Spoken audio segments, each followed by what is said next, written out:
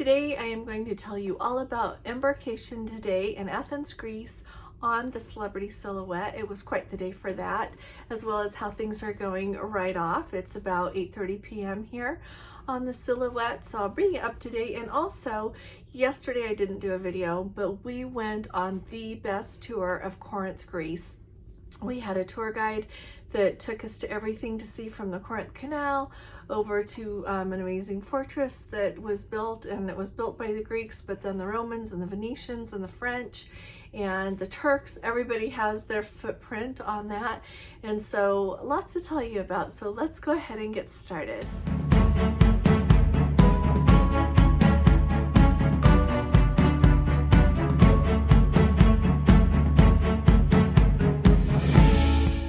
Before I tell you about Embarkation today on the Celebrity Silhouette and our day yesterday on the amazing tour that we had, I want to let you know where this beautiful Sun Princess is.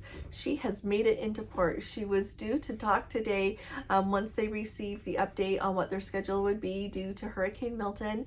And sure enough, she came into port this morning right on time. I believe she is at Pier 2 there in Fort Lauderdale, and I am happy to report that she's there. I'm really excited to hear about everyone who is getting on the ship for the next sailing. It sounds like there was going to be a very fun media and travel agent cruise that was going on. Wish I could be there, but you know what? I get to be here. And so I'm really glad that I'm here today.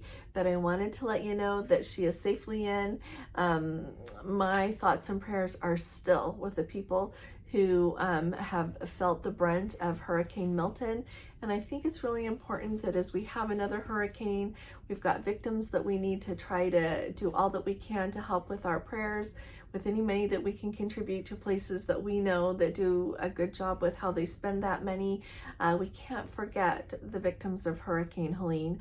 There are still so many people that need so much help in North Carolina, as well as in some other places, and I just don't want us to forget them. So thanks for letting me tell you that. Hi there, this is Allison with Let's Go Travel Tips. Today is Friday. It is October 11th of 2024, and today is the day that we embarked on the beautiful Celebrity Silhouette here in Athens, Greece. Turned out to be quite an embarkation day, so I'm going to tell you all about that and bring you up to date with how everything has gone. It's about 8:30 in the evening here on this Celebrity Silhouette, and so I'm going to tell you all about that, and then I really want to share with you our video footage and the experience that we had yesterday on the amazing tour that we booked through Viator to take from Athens down to Corinth. It was an amazing day. I'm going to share it with you. So first of all, today, here we are on the Silhouette, and our embarkation time today was at 12:30. And as you know, I always tell you, go early, go early.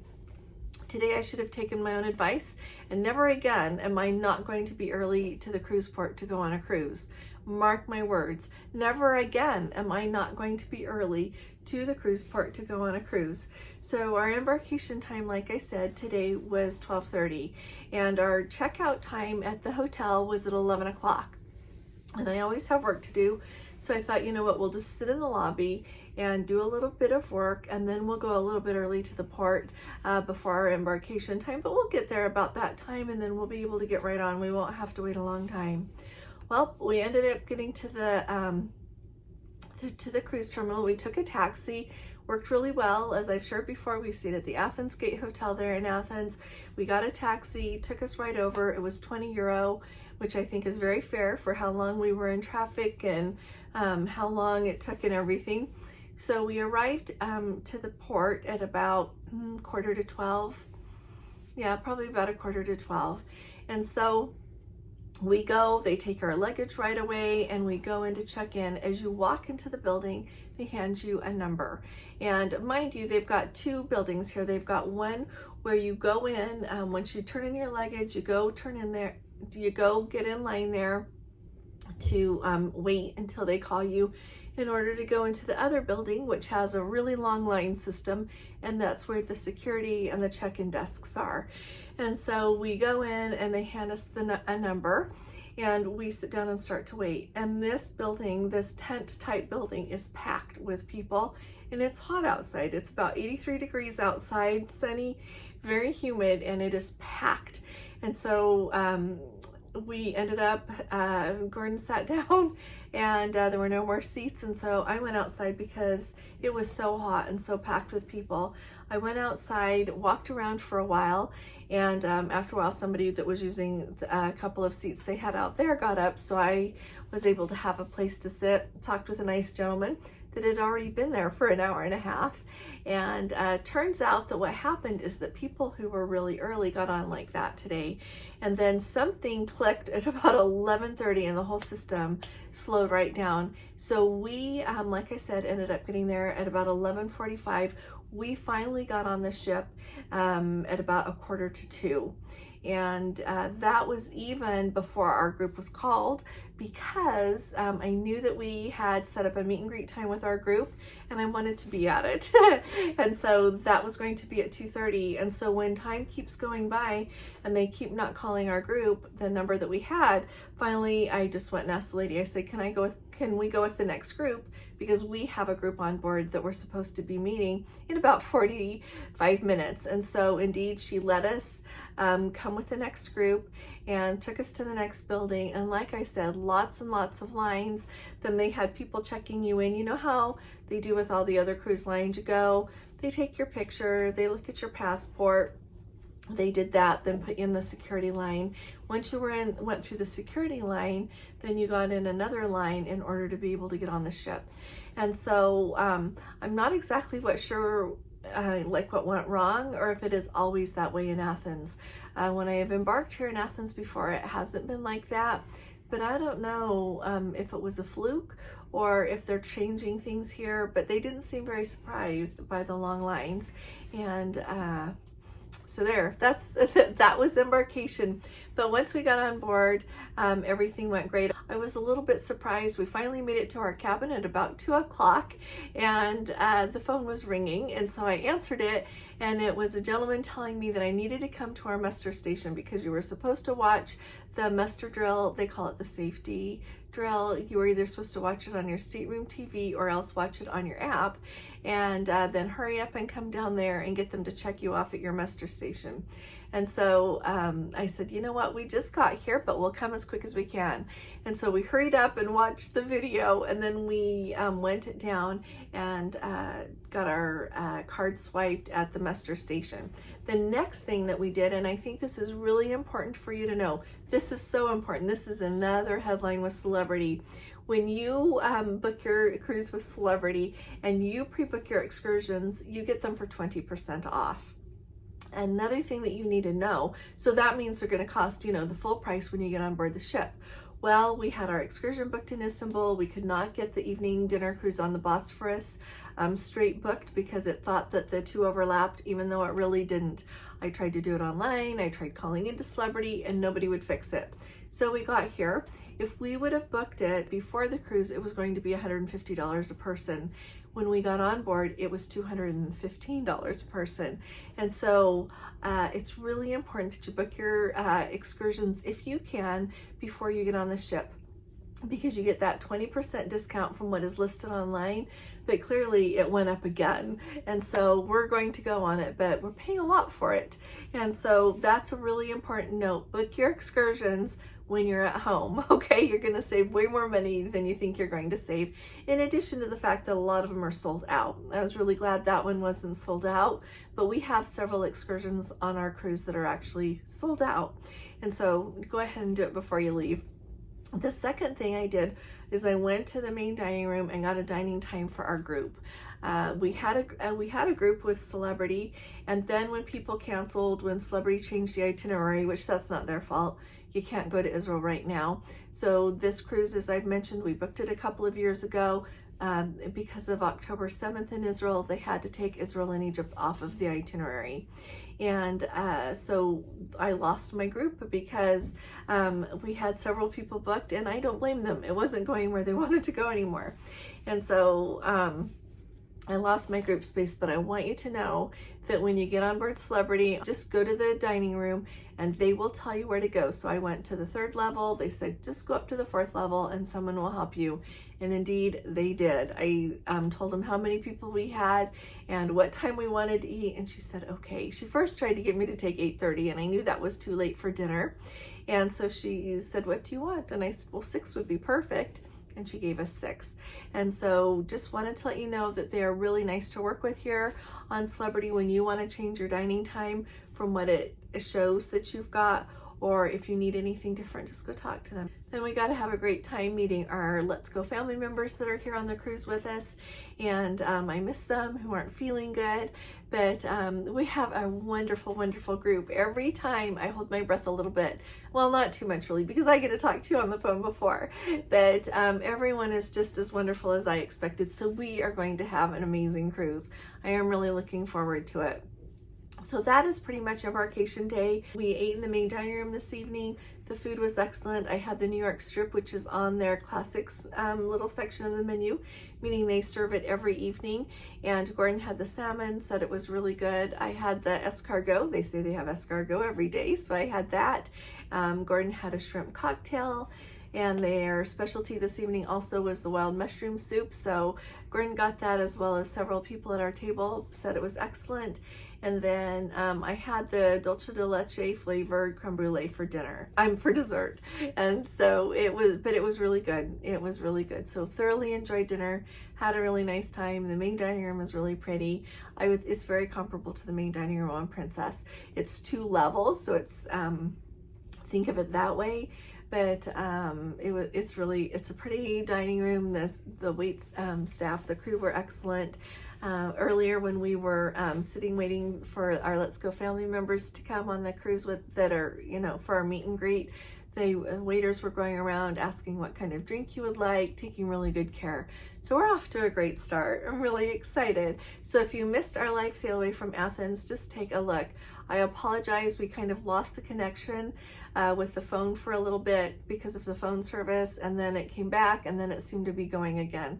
And so we ended, but catch the part so that you can see the beautiful port there in Athens. So why do I tell you when embarkation is this long, even if it's not this long all the time? Number 1, be prepared for delayed embarkation times no matter what port you're at, because sometimes it's because they don't have enough staff. Sometimes it can be something with the cruise ship is delayed. You just never know. And so today it reminded me to make sure that you bring an extra water bottle with you to the port. Luckily, they were giving some out today for people that wanted one, but make sure you have that. If you have a little snack or something to eat with you in case everything is really delayed and you need to have something, but just come with your patience packed and realize that things can be very much delayed, okay? The other thing that really stuck out to me that showed how delayed they were with embarkation at about between 1:30 and 2, of course, lots more people are coming to board the ship, and the workers there, the port workers, were actually telling people, leave the port area, go have a coffee, go have, a late lunch, come back in an hour or so and get on the ship. And this is when the all aboard time was 3:30. All aboard time was at 3:30, and we sailed at 5 o'clock. And Gordon noticed at 3:30 that the gangway was up, and we were done loading passengers. And so just to give you a point of perspective, they were running really behind. Alrighty, like I said, yesterday we had the most amazing tour. We booked it through Viator. I always recommend you look and see who has really good reviews. And this company indeed did have really good reviews. In fact, we were going to go with another couple that is coming with us on this cruise. They've been on some of our group cruises before and are just wonderful. So we were going to get to go together, and then at the last minute, unfortunately, they got sick, and so off we went. And it's definitely worth doing. In fact, when we got done, I texted him and I said, if you can do this tour on the disembarkation day, I would do it in a heartbeat. It was that good. And so our driver, of course, came to our hotel and picked us up. His name was Chris. Absolutely wonderful guy. And does he know everything about history, the geography of the region, mythology, which is really a big deal here in Greece to understand the perspective of some things, and as you're looking at some things, really had a very firm grasp on that and shared it in really the best way with us. And so he picked us up and we drove down, first of all stopping at the Corinth Canal. There was a lot of traffic first thing in the morning in Athens, and so it took about an hour to get down there. And so there's two sides that you get to look at the Corinth Canal. One side is from the Saronic Gulf, and the other side is from the Ionian Sea. And the really cool thing is there are no locks on it. With the tides and with the water, about every 6 hours, the water moves back and forth. Really, really cool. Absolutely beautiful. He told us the history of the region. Before they had dug the Corinth Canal, they actually weren't able to do it until they had dynamite available. And so but before then, they still moved. If you look at the map of going around Greece, all the way around, it took in those days quite a long time. And so instead of doing that, you could just cut through this little area of land. And so they used to do that. They would get people that would be the workers, and they would put the ships up on logs and pull them across the land, and so that they could go to the other side and continue on their voyage, which I thought was really interesting. They have bridges on either end so that the cars can go back and forth. The really cool thing is the bridge doesn't go up. The bridge goes down into the water about 80 feet, and you can hear it. What kind of a system is that, Gordon? Ratchet system. It's just a ratchet, yeah. And you can hear it. We got there just as the bridge was going down and barely underwater, so we could hear it go down the rest of the way. And then we stayed there and watched the boats go back and forth that needed to move between. They take turns going each direction, and one of them was, there was a couple of sailboats, and then there was one that is more of a catamaran that takes tourists, so that you get to sail down the Corinth Canal, go through, cross over into the Aegean, and then loop back and go back again. So someday I hope I get the chance to do that. But anyway, and then once the window of time and the boats that are scheduled to go through have gone through, then the bridge comes back up. And so that's the footage that you can see. Really, really, really interesting. And of course, as the bridge comes up, there are some little fishes that are there, and some of them come out and some of them are lunch. There's always birds waiting. And I asked the tour guide if people ever just stop on their motorcycle and get the fish, and he wasn't sure. But it was really, really amazing to see that region. It's one of those things that you read about growing up and you think about, and to get to see it was absolutely, it was really special to get to be there. When we finished at the Corinth Canal, our tour guide took us over to Caesarea, and that is where the Apostle Paul landed as he was coming into that region in Corinth and the surrounding area there. The really cool thing is the ruins for the port are still there, and some of it is in the water now, and some of it is just up on the land, as you can see. They've got the baptismal font area there where Paul baptized, actually. They said that they still have some followers of Paul sometimes that will come and bring their people and baptize them there, if you can believe it. And then, which is wonderful. I love that people think about these special places in a special way. But the really cool thing to me, as well as thinking about what had occurred there during history, was to look out and, like I said, see the ruins of the port area. And when you look, the water is so clear, you can see to the bottom, and you can see that there are columns in the water. You can see all the stones and everything. And the columns, of course, are marble. And so even though they have been there for over 1,000 years, they're not disintegrating because they're marble. And I asked the tour guide why they don't get them out of the water, if there's a reason that they leave them. And he shared that it's because Greece doesn't have enough money to do that. They rely heavily on schools, universities, and archaeologists that come and want to do all of the excavation work and everything in order to be able to take care of things like that.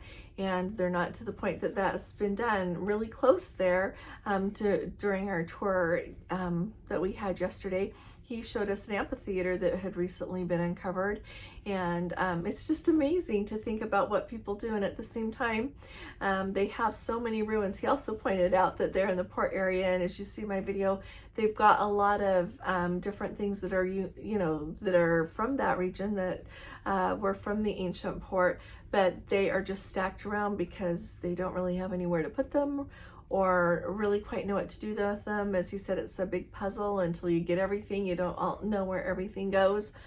But thoroughly enjoyed getting to go there. Then he took us over to see the Cathedral of St. Paul. The Cathedral of St. Paul is built on the same, lot as the original church was. The ancient church was built. And so you can see the ruins for the ancient church, and then the new church is built right next to it. And it is absolutely beautiful. When you walk inside, it just shows all of the apostles are represented on the ceiling and on the walls, and all of the artwork. And I highly recommend you if you ever get to go, you should go there. So we thoroughly enjoy getting to walk around there. Then our tour guide also took us to some other churches. He took us down the road that the Apostle Paul follows, the exact road that ran through that region at that time, where the Apostle Paul would have walked as he moved between places there. And at the very, very end of the day, so I'll jump to the end and then tell you something in the middle. At the very end, he actually took us to a part of that and let us walk down the road part way and then back again. And that was a really sweet experience. I know it's different dirt, and I know that the plants are different. The plants growing there now are not the same actual plant that was growing there when the Apostle Paul walked, but it was really a really special experience for Gordon and I to get to walk somewhere that we knew was in the same place that an apostle of Jesus Christ in those days had walked. And thoroughly love that. And then also the other place that we got to go is in Corinth. They have an archaeology museum there, and it's situated in an area that also has like the Temple of Apollo and a lot of other ruins. And so we got to go inside the archaeology museum, look around, thoroughly enjoyed getting to see everything there. They have so much, and so it was just really cool to see all of the beautiful sculpture and everything from that time. I have wanted to see the Temple of Apollo for a long time, so it was really a special experience to go stand there and get to see it, because to me, if there's such beautiful structures. So we walked that whole area, and when we got done there, our tour guide took us up to the fortress on the hill. There is a fortress that was built millennia ago. It's amazing to me in that region. It's millennia ago that they built this, and so that they built it, of course, to defend against invaders. And over time, different people that came unconquered or wanted to have that territory right there came and made their mark on it. And so not only do you have construction from the Greeks, but you do from the Romans, from the Venetians, from the French, from the Turks, Ottomans. It was just really, really interesting that all of that happened there. And the view when you get up there on the top of the mountain is spectacular. So we got to walk up to the top to see everything from the top. And then right close, still when you're on the top of the hill there, top of the mountain really, there is a restaurant there that the tour guide said a family started in August. And so we ate lunch there, and we had moussaka, souvlaki, and a Greek salad, and it was such good Greek food. We thoroughly enjoyed. So if you want to go on a tour that traces that, I kind of crunched into a small amount of time, an all-day tour. We left our hotel at 8 o'clock in the morning. We got back just before 6. And so it was an all-day tour, but the whole thing was just packed the whole time, with our tour guide sharing really interesting information with us and showing us all these really amazing places. It was beautiful, It was spiritual. It was absolutely wonderful. So I can highly recommend you doing that tour. And if you don't want to do that one, pick another one. My sister did one last night that was like a sunset drive down to Cape Sonian, and then they got to see the Temple of Poseidon. And so go do things and see things when you're in the places, so that when you go home, you don't look back and wish you would have gone to see things. So if you have questions, put it in the comments, and let me know what else you would like me to be sure to cover from our trip. All right, I sure appreciate you all being here with me today, and I'll be talking to you all again really soon. You all take really good care. God bless you. Love you. Bye-bye.